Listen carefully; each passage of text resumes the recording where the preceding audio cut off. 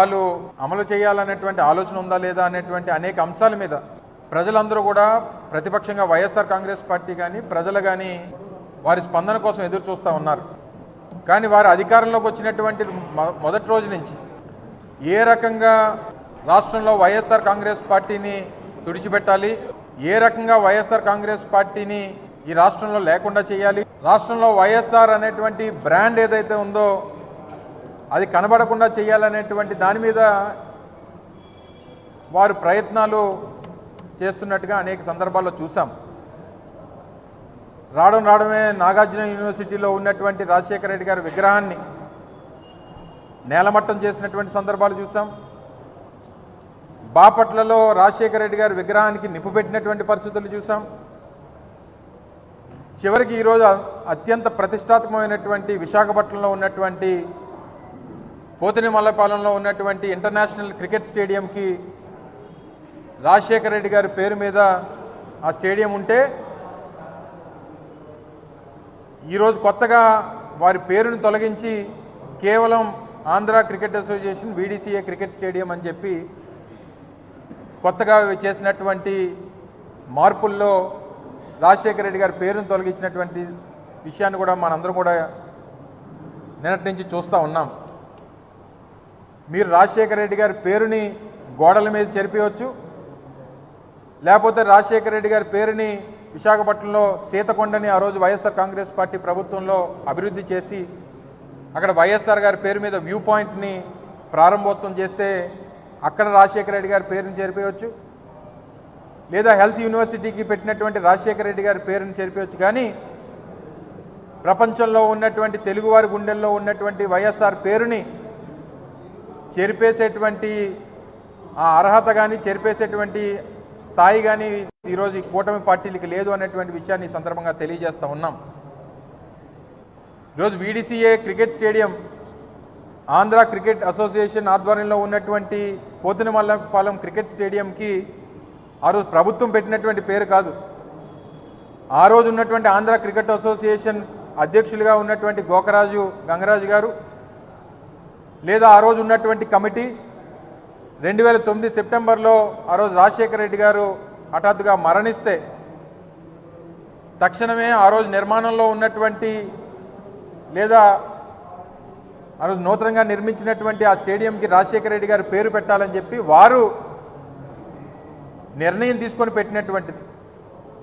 దాన్ని ఏ హోదాలో తొలగించారు, ఎందుకు తొలగించారు, లేదా పేరు చూస్తే మీకేమైనా భయమా, వైఎస్ఆర్ బ్రాండ్ చూస్తే మీకేమన్నా మేము రాజకీయం చేయలేమనేటువంటి బాధ ఏమైనా ఉందా మీకు?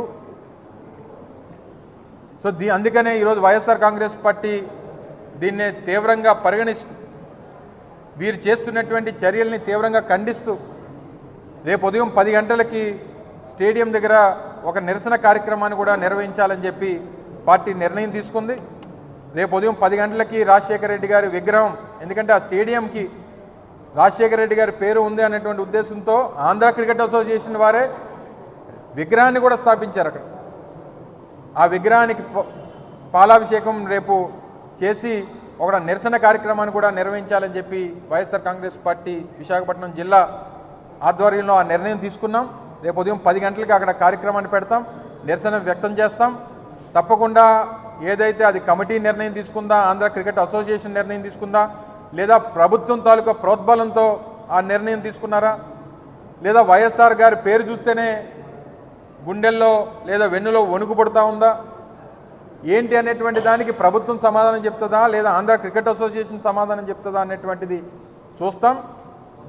అలా మీరు ఏ రోజు కూడా రాజశేఖర రెడ్డి గారు అంటే ఉమ్మడి తెలుగు రాష్ట్రాల్లో విద్యకి వైద్యానికి ఏ రకమైనటువంటి ప్రాధాన్యతలు ఇచ్చి ఆరోగ్యశ్రీ లాంటి ఒక బృహత్తరమైనటువంటి కార్యక్రమాలు తీసుకొని వచ్చి ఫీజు రీయింబర్స్మెంట్ తీసుకొని వచ్చి ఎన్నో లక్షల మందికి ఈరోజు జీవితాలు నిలబెట్టి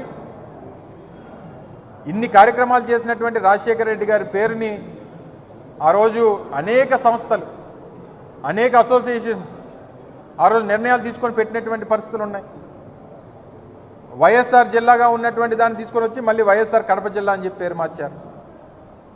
వైఎస్ఆర్ రైతు భరోసా కేంద్రాలు ఉంటే దాని పేరు తీశారు. ఆరోగ్యశ్రీ అనేటువంటిది వైఎస్ రాజశేఖర రెడ్డి గారి పేటెంట్, అది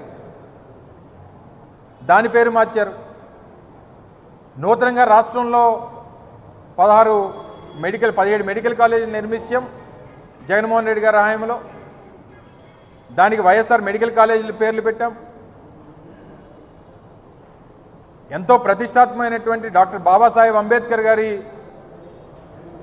165 అడుగుల విగ్రహాన్ని విజయవాడ నడిబొడ్డుని స్థాపించి దాన్ని జగన్మోహన్ రెడ్డి గారు ప్రారంభిస్తే దాని మీద జగన్మోహన్ రెడ్డి గారి పేరును తొలగించారు.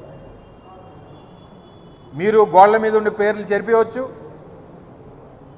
లేదా ఇటువంటి సంస్థలకో లేకపోతే ఇటువంటి బిల్డింగ్లకో లేదా ఇటువంటి స్టేడియంలకో ఉన్నటువంటి పేర్లు తొలగించవచ్చు, కానీ ప్రజల గుండెల్లో వారి పేరుని తొలగించేటువంటి అవకాశం మీకు లేదు అనేటువంటి విషయాన్ని కూడా ఈ సందర్భంగా తెలియజేస్తూ ఉన్నాం.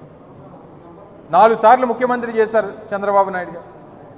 ఏ రోజన్నా ఎన్టీ రామారావు గారి పేరు తను పుట్టినటువంటి జిల్లాకు పెట్టాలనేటువంటి ఆలోచన ఎందుకు చేయలేకపోయాడు? చివరికి ఆయన ఎన్టీ రామారావు గారి పేరును కూడా జగన్మోహన్ రెడ్డి గారే తీసుకొని వచ్చి ఆ జిల్లాకు పేరు పెట్టాల్సినటువంటి పరిస్థితి జగన్మోహన్ రెడ్డి గారికే వచ్చింది. 4 సార్లు ముఖ్యమంత్రి చేసి ఎన్టీ రామారావు గారి పేరు ఎందుకు పెట్టలేకపోయారు? మళ్ళీ తిరిగి మమ్మల్ని నిందించడమో లేకపోతే మమ్మల్ని ఏదో మాట్లాడమో కాదు. మీరు చేస్తున్నటువంటి పనులకి, మీరు చేస్తున్నటువంటి నిర్ణయాలకి తప్పకుండా తగిన శాస్తి, తగిన గుణపాఠం ప్రజలే చెప్తారనేటువంటి విషయాన్ని మరొకసారి తెలియజేసుకుంటూ, ఇప్పటికన్నా ఆంధ్ర క్రికెట్ అసోసియేషన్ ఆ నిర్ణయం మార్చుకుంటుందా, లేదా ప్రభుత్వం చేసినటువంటి ప్రభుత్వం ఒత్తిడి చేసినటువంటి ప్రభుత్వం ఆ నిర్ణయాన్ని మార్చుకుంటుందా, ఏది మార్చుకుంటుందో రేపు ఐపీఎల్ మ్యాచ్లు కూడా ఉన్నాయి. మీరు పేర్లు మార్చేసి మీకు నచ్చినట్టుగా మీరు చేస్తామనంటే కుదరదు. రేపు పెద్ద ఎత్తున వైఎస్ఆర్ కాంగ్రెస్ పార్టీ అక్కడ నిరసన వ్యక్తం చేస్తుంది. రేపు ఉదయం 10 గంటలకి ఆ కార్యక్రమాన్ని వైఎస్ఆర్ కాంగ్రెస్ పార్టీ విశాఖపట్నం జిల్లా యావత్తు కూడా దాన్ని టేకప్ చేయబోతా ఉందనేటువంటి విషయాన్ని మరొకసారి మీ ద్వారా తెలియజేస్తా ఉన్నాం. Thank you. అదే చెప్తున్నాం కదండి, మొదటి నుంచి చంద్రబాబు నాయుడు గారు ఇది 4వసారి ముఖ్యమంత్రి. ఇప్పుడు నేను ఇందాక నుంచి మాట్లాడినటువంటి కొన్ని స్కీములు, ఆరోగ్యశ్రీ అంటే రాజశేఖర రెడ్డి గారు గుర్తొస్తారు, ఫీజు రీయింబర్స్మెంట్ అంటే రాజశేఖర రెడ్డి గారు గుర్తొస్తారు, పెన్షన్లు అంటే రాజశేఖర రెడ్డి గారు గుర్తొస్తారు, లేదా రైతు భరోసా కేంద్రాలు అంటే జగన్మోహన్ రెడ్డి గారు గుర్తొస్తారు, లేకపోతే వెల్నెస్ క్లినిక్లు అంటే జగన్మోహన్ రెడ్డి గారు, 17 మెడికల్ కాలేజీలు అంటే జగన్మోహన్ రెడ్డి గారు, రాష్ట్రంలో 4 పోర్ట్లు అంటే జగన్మోహన్ రెడ్డి గారు, లేదా రాష్ట్రంలో 3 ఇండస్ట్రియల్ కారిడార్లు అంటే జగన్మోహన్ రెడ్డి గారు, భోగాపురం ఇంటర్నేషనల్ ఎయిర్పోర్ట్ అంటే జగన్మోహన్ రెడ్డి గారు. మరి ఇన్ని చెప్పినటువంటివి చంద్రబాబు నాయుడు గారి పేరు చెప్తే ఏం గుర్తొస్తుంది చెప్పమనండి? వెన్నుపోటు తప్పితే గుర్తొచ్చేది ఏముంది? అందుకనే ఇంకేవి కూడా ఎక్కడ మనం చేసినటువంటి కార్యక్రమాలు లేవు. చేసిన కార్యక్రమాలన్నీ అయితే రాజశేఖర రెడ్డి గారు లేకపోతే జగన్మోహన్ రెడ్డి గారు చేశారు, ఆ పేర్లు ఉంటే వారినే గుర్తు చేసుకుంటారనేటువంటి బాధతో చేసినటువంటి కార్యక్రమాలు తప్ప పరిపాలన మీద కానీ, ఇచ్చినటువంటి మాట మీద కానీ, ఇచ్చినటువంటి హామీల మీద కానీ శ్రద్ధ లేదు. అమలు చేసినటువంటి ఇస్తామన్నటువంటి కార్యక్రమాలు అమలు చేయాలన్నటువంటి తపన లేదు.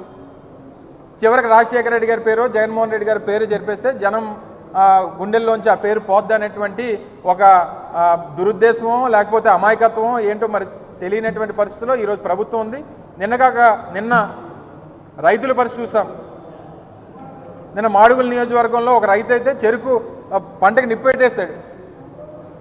ఈ ప్రభుత్వంలో నాకు గిట్టుబాటు ధర రాదు, ₹1 దీని మీద నేను సాధించుకోలేను, వాళ్ళు పేమెంట్లు కూడా చేయలేనటువంటి పరిస్థితిలో ఈరోజు ప్రభుత్వం ఉంది. దాని బదులు దీన్ని నిప్పెట్టేస్తే మంచిదని చెప్పి నిన్న చెరుకు తోట కూడా నిప్పెట్టినటువంటి పరిస్థితులు నేను రాష్ట్రంలో చూసామంటే రైతుల పరిస్థితి ఆ రకంగా ఉంది. ఇంకా రైతుల పరిస్థితి అదే ఉంది, మహిళల పరిస్థితి అదే ఉంది, నిరుద్యోగుల పరిస్థితి అదే ఉంది. పాలన మీద కొంచెమైనా ఆలోచన లేదు. స్టేడియంల పేర్లు తీసేద్దాం, వ్యూ పాయింట్ల పేర్లు తీసేద్దాం, రైతు భరోసా కేంద్రాల పేర్లు తీసేద్దాం. దీని మీద ఉన్నటువంటి శ్రద్ధ పరిపాలన మీద పెడితే బాగుంటుంది అనేటువంటిది మరొకసారి తెలియజేస్తా ఉన్నాం. Thank you.